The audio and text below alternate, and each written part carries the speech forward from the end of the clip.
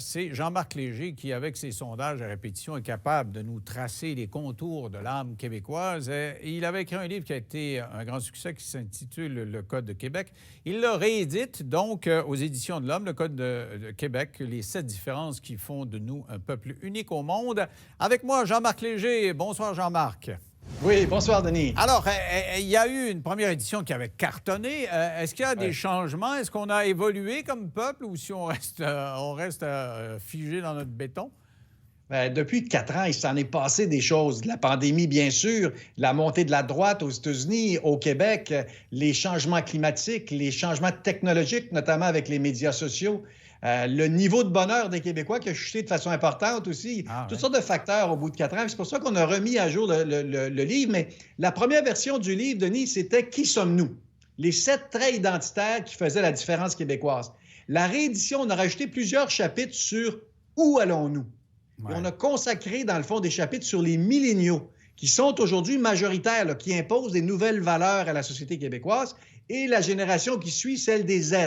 Les Z, c'est les jeunes qui ont 23 ans et moins. Ces 2 générations-là, Denis, commencent à prendre le pouvoir dans les entreprises, dans les mouvements populaires, partout dans la société. Et c'est ça qui fait que le Québec change vite. Et ce serait quoi la différence entre ces générations-là puis celles qui ont précédé? Elles sont plus ouvertes, plus anxieuses?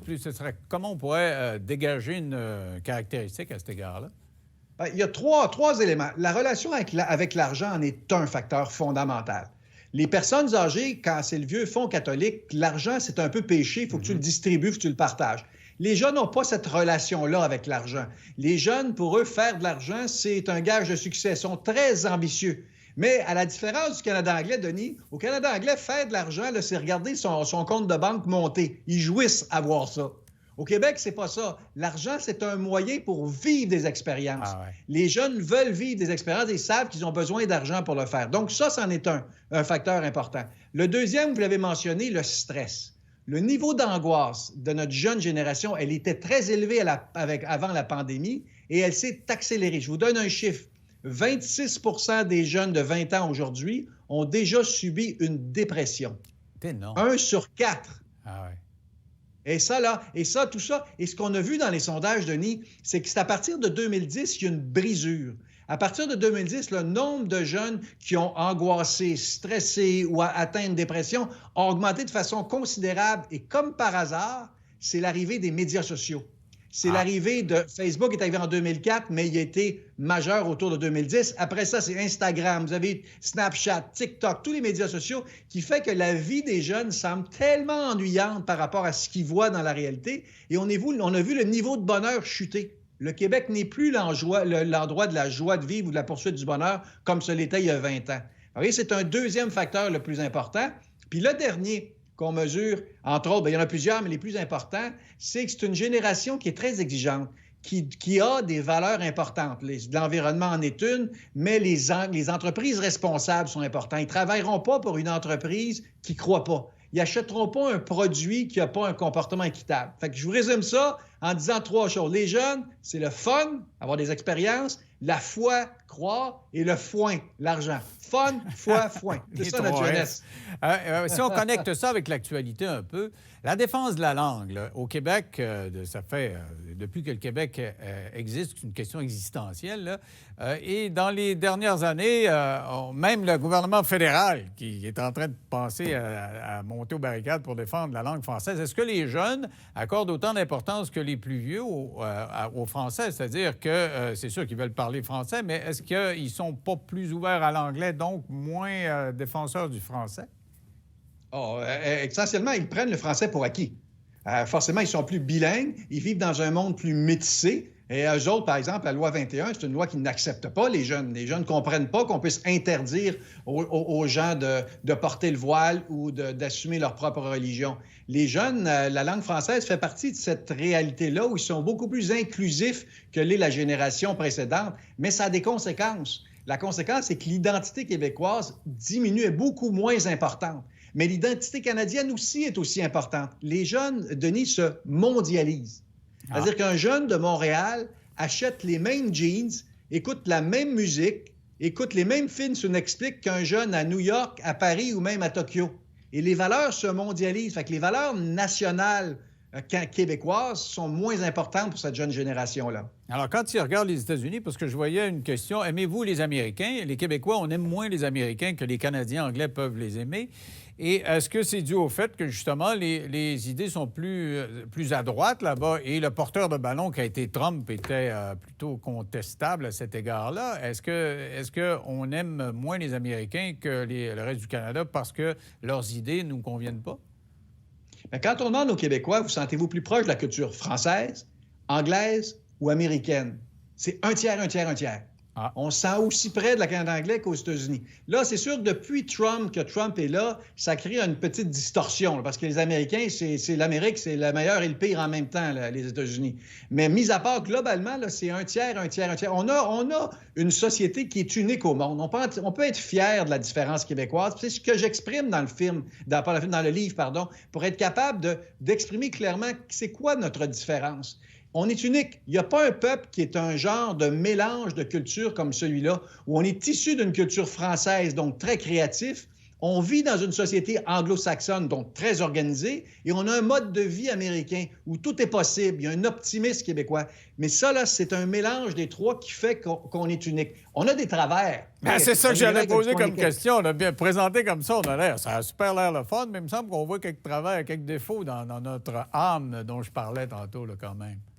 Exact. Dans les 7 traits identitaires, on en a 3 positifs. Globalement heureux, un peu moins chez les jeunes, mais globalement heureux. On est créatif et fier. Mais il y a du négatif. On est détaché. On ne prend pas position. Hein? J'ai un répondant au sondage, Denis, qui a répondu quelque chose qui est très savoureux puis qui exprime véritablement ce que c'est que le Québec d'aujourd'hui. Il me répondit à la question « Je ne suis plus certain si je suis encore indécis. » Oh, oh! Oh! Mais c'est très québécois de ne pas prendre position. Même en sondage, j'établis jamais de case milieu. Je ne demande pas autant aux gens, êtes-vous plus, autant ou moins. Ils vont toujours me mettre le milieu. Je suis obligé de leur dire c'est plus ou c'est moins. Je suis obligé d'aller aux extrêmes. Parce que, alors que les Américains sont extrêmes, les Français sont extrêmes, nous, on est toujours dans la voie du milieu. Fait qu'on est plus détaché. Mais la pire, c'est la victimisation. Ça, c'est un facteur négatif des Québécois. C'est jamais de notre faute. Ça va mal, c'est le système fédéral. Ça va mal, c'est les boss d'entreprise. Ton élève, il ne réussit pas à l'école, c'est à cause du professeur. Nous, là, on ne prend jamais ça sur nos épaules. C'est toujours la faute des autres. Fait que oui, on est quelque chose comme un grand peuple, comme disait René Lévesque, mais avec des petits travers. Oui, on aime ça montrer du doigt. On le voit pendant la pandémie quand même. Là, c'est les voyageurs. C'est eux qui sont les boucs émissaires actuellement. Mais c'est le gouvernement qui a laissé les vols internationaux encore en vigueur. C'est lui qui devrait... Mais là, on a montré du doigt les voyageurs. On a montré du doigt, à un moment donné, l'incurie dans les CHSLD, le karaoké. Ça nous prend toujours un bouc émissaire. Un bouc émissaire. Mais durant la pandémie, le comportement des Québécois a été extraordinaire.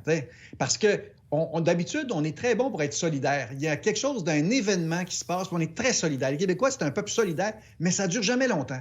Et là, ça fait 9 mois que les Québécois suivent de façon docile les directives du gouvernement. Et la satisfaction aujourd'hui à l'égard du gouvernement est de 72 %. C'est du jamais-vu. Même Lucien Bouchard, dans le temps de la crise du Verga, n'a pas atteint ça. C'est pour dire qu'actuellement, on est dans une dynamique qui est différente qu'on n'a jamais vécue, mais la solidarité est là. D'ailleurs, le consensus, là, c'est un des traits de caractère des Québécois. Il faut qu'on arrive à s'entendre pour être capable de s'en sortir. Parce qu'on parlait des États-Unis puis de la France tantôt, où la gauche puis la droite, puis les républicains puis les démocrates, c'est viscéral. Puis, je veux dire, ils salissent. Puis, on a eu ça pendant le temps du référendum, là, les fédéralistes versus les souverainistes. Mais de façon générale, on finit toujours par... OK, on chicane, mais on finit toujours par se trouver un trait commun pour la chicane à mettre ça chez nous. Bien, même à l'Assemblée nationale, que je connais beaucoup, mon père y était ministre, ma sœur y a été, tu sais, ils chicanent, puis après, ils vont prendre une bière ensemble. Ouais. Vous verrez pas ça aux États-Unis, là, cette dynamique-là, vous verrez pas ça. Mais on a un comportement. C'est pour ça que dans le livre, ce que j'ai essayé d'exprimer, c'est pour que les Québécois se reconnaissent là-dedans. Puis on y va sous forme de questions. J'ai un questionnaire au début, je demande aux Québécois, vous pouvez répondre à votre identité québécoise. Jusqu'à quel point vous avez un comportement identitaire? Par exemple, une des questions qui fait la grosse différence, Denis, entre le Québec et le reste du Canada est la question suivante. Ça m'a pris 35 ans pour trouver la bonne question. Elle est simple, là, mais ça a pris du temps. La question est suivante. Est-ce que vous préférez vivre le moment présent ou préparer l'avenir? Si je te pose la question, Denis, qu'est-ce que tu répondrais à celle-là? Moi, rendu à mon âge, c'est plus le moment présent. Ça dépend de l'âge aussi, ça, non? Mais les Québécois, la grande majorité, le 3/4 disent l'instant présent, alors que les anglophones disent préparer l'avenir dans une grande majorité. Mais il y a un âge pour ça. Jean-Marc, On ne prépare plus l'avenir à nos âges. Voyons donc, l'avenir, c'est aujourd'hui. Ah, mais même quand tu es jeune à 20 ans, un francophone du Québec, il va vivre l'instant présent. Nous, là, vivre ce qu'on a. Faire une entrevue avec toi, il faut que ce soit agréable. On a du plaisir. Mon père disait ça, d'ailleurs. Il dit, dans une entrevue, il dit, il faut que tu fasses rire. Comme ça, il ouvre la bouche, puis tu peux rentrer le contenu. Ah, c'est bien réussi. On a rentré du contenu, Jean-Marc. Ça s'appelle le Code Québec. Donc, c'est revisé. Il y a des nouveaux chapitres. On a actualisé tout ça. Et c'est extrêmement intéressant. C'est comme un portrait, c'est comme un miroir. Et puis, il y a ton fils qui a mis l'épaule à la roue aussi. Donc, quand on parle des autres générations, tu as pu consulter directement. Oui. Puis il m'a challengé un peu parce que les affirmations théoriques quand tu arrives dans la réalité, il faut que tu l'appliques. Fait qu'on a fait ça. Puis aussi, ce qu'on a fait, ce qui est nouveau, c'est qu'il y a une émission à tous les vendredis soirs à Télé-Québec qui s'appelle Code Québec aussi, où là, on travaille tous les traits de caractère. Denis, savais-tu que 17 des Québécois ne se lavent pas tous les jours? Oh. Que 20 ont trompé leur conjoint? Que 30 Même ton 20 j'ai des doutes. Si c'est dans les sondages, tu sais, moi, quelqu'un m'appelle, avez-vous trompé votre blonde? Je la trompe pas pareil. Mais quand même, si je l'avais trompé, je dirais, ben non. C'est à qui je parle, moi, au téléphone, d'un coup donc. Mais les Québécois, ils se confient. Ils se confient beaucoup plus que les autres. Et sur cette question-là, c'est un seuil minimal. Quand quelqu'un le dit, c'est vrai. Fait que j'ai posé une autre question. Avez-vous déjà été tenté de tromper votre conjoint? Là, j'augmente à 37 Fait que ma vérité est entre 20 et 37. C'est ma marge d'erreur sur ces questions-là, Denis. Jean-Marc, quand j'étais à TQS, on avait Bleu Nuit le vendredi. Puis c'était des films de sexe, mais soft. Et tu avais deux façons de calculer les codes d'écoute. Tu avais Nielsen, où c'était une machine, comme c'est actuellement, puis la machine, ben t'as pas le choix, c'est pas toi qui réponds, c'est la machine qui enregistre ton vote, et les carnets BBM que tu remplissais à la main. Avec les carnets BBM, il n'y avait presque pas d'écoute, puis on avait le trip avec les machines. Donc, ils ne voulaient pas l'écrire qui regardait le film de fesses, mais on le voyait avec la machine. Merci, c'est toujours intéressant. Ouais, quand tu sonnes, il y a une différence entre hommes et femmes, hein? Les hommes disent beaucoup plus qu'ils ont trompé leur femme que les femmes qui ont trompé leur homme. Fait que j'ai jamais su scientifiquement, est-ce que les femmes sont plus fidèles ou parce qu'elles sont plus menteuses? Ça, c'est la limite de ma science, Denis.